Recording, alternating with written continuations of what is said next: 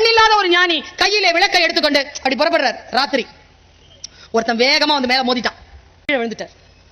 விழுந்த உடனே எழுந்திருச்சு நின்னாரு. முன்னால இடிச்சவன் கேட்டான், கண்ணு தெரியல? இவர் சொன்னார், ஆமாப்பா எனக்கு கண்ணு தெரியாது. ஓகே ஓகே பரவாயில்ல பரவாயில்ல பரவாயில்ல.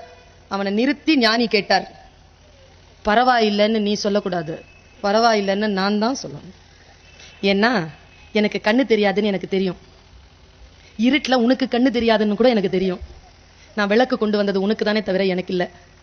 என் கையில விளக்கு இருந்தும் கூட என் மீது மோதினாய், நீதான் என்னிடத்தில் மன்னிப்பு கேட்க வேண்டுமே தவிர நான் இல்லை. இந்த கருத்து இருக்கு இல்லைங்க, ஒரு டீச்சரா என்னை தாக்குதுங்க.